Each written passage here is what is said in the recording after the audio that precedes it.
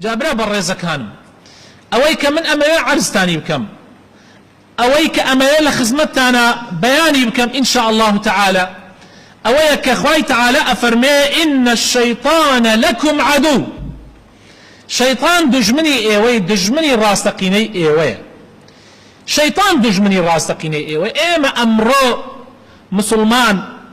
زور جار سبحان الله اشتكان من ليت يكلبوا زور جار اشتكان من ليت يكلبوا إيما دجمني ترمان قردو الشيطان خوي لبير من بردو توا إيما يكتري من كردو تدجمن مسلماني كردو تدجمني خوي براي إيماني كردو تدجمني خوي تنانت كساني كي كردو تدجمني خوي جاري وهي للريزي نيوجكا بانا بقيك ووليك ريزار راوستاون يا سبحان الله يا سبحان الله شيطان چن في البازو چن بتواناي تنانت أهلي مزقو تنانت لناو مزقو تيكا جاري وهي الشيطان فتني خوي دروسكات يكتري ما اللي بوتا دجمن مسلماني نيوشقر دجمني مسلماني كي نيوشقر مع العلم ايما تنانت كافريك كمروف بي ايما ابي بزانين او كافر مروفا شيطان واي بيا كردوه توشي او هلاي كردوه بويا ابي حول بدين الا ليك حالتانا بي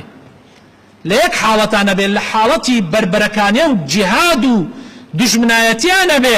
ابي ايما او فري تندي بنوينين برامبر با مروفيكي وكو خومان يان وكو لكاتي جيبجي كردني حدود السنوركاني اخوايا او موضوعي كتره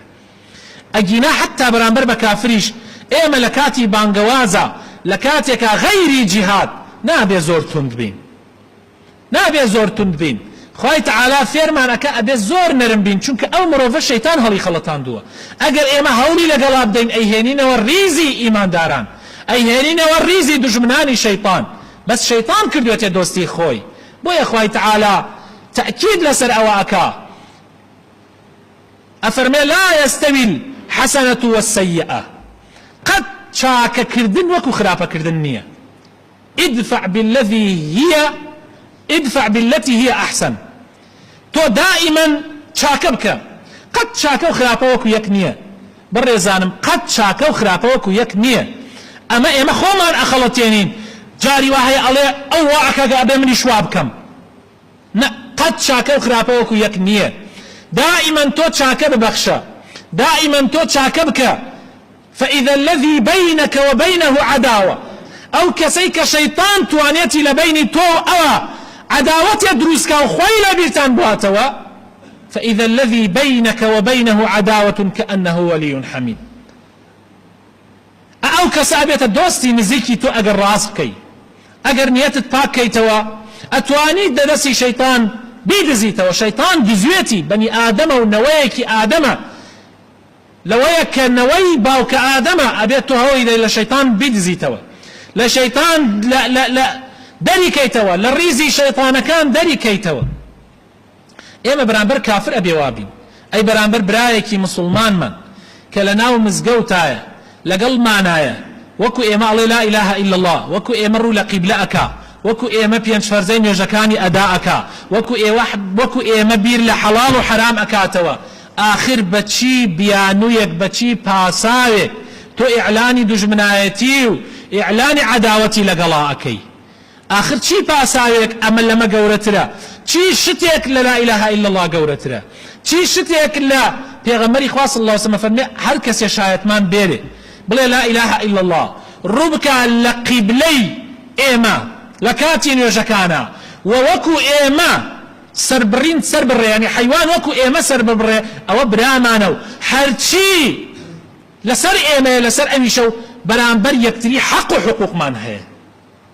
يتربو ما نيه غيبتيك بكي بو ما نيه خلانيك حلالكي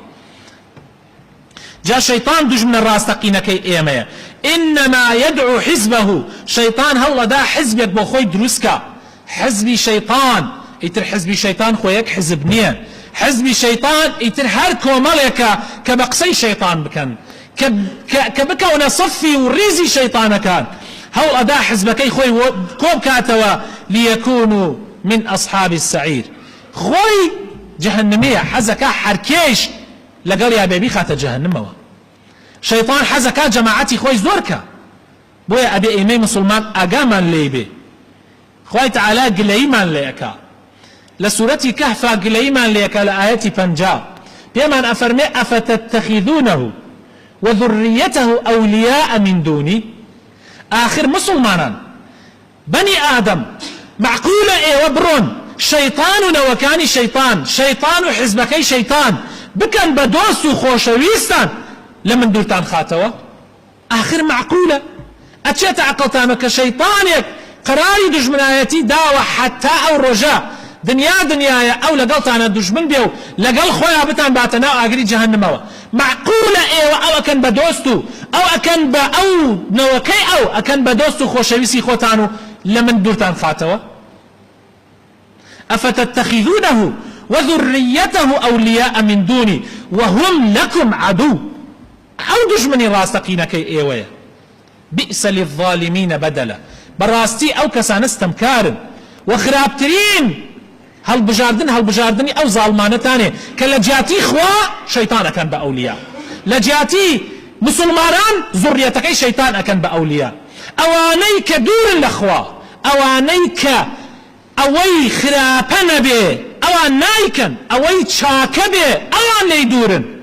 أوان أكن بدوست أوان أكن بخوشويست أوان أبي بأولياتان الله أكبر إيمان دارانيش دجمنيانا الله أكبر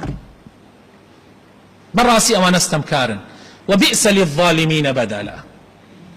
جا شيطان مكائدي هي شيطان فيلي هي براكانم أبي إما فيلكاني بزانين إما طلقكاني بزانين أو آية حديثاني لسر أو فيلو طلقانا هي بزانين وبتوانين إن شاء الله بربرة خواني ببارزين والرقاكاني خو باراستن لفيلكاني شيطانيش بزانين.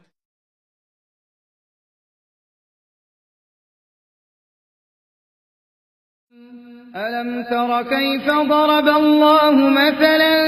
كلمة طيبة كشجرة طيبة أصلها ثابت